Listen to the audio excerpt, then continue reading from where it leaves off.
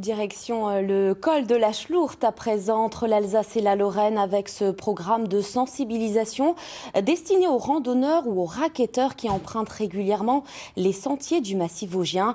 Une nouvelle signalétique a été mise en place. L'objectif, prendre un bon bol d'air frais tout en préservant la faune et la flore des environs. Regardez le reportage de Sophie Valzecki et Stylina Piev. Zone de quiétude pour la faune sauvage.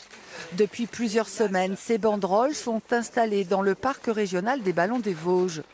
Nous sommes à proximité de la route des Crêtes sur la piste nordique des Trois Fours. Cet après-midi, il y avait beaucoup de monde. Difficile de résister à l'appel de la forêt. On voit ici qu'on a un exemple d'une trace qui se crée.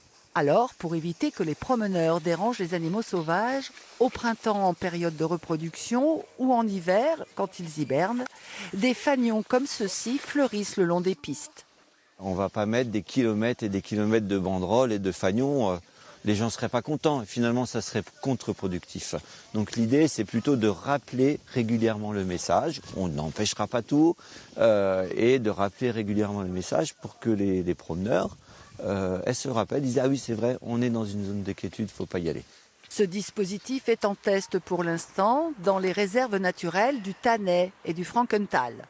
En fait, on s'adresse à la fois aux touristes, mais aussi aux habitants qui ont des habitudes de sport, qui ont des habitudes de balade et qui, quelquefois, en hiver, ne prennent pas conscience que une venue, même une fois par jour, peut déranger et peut,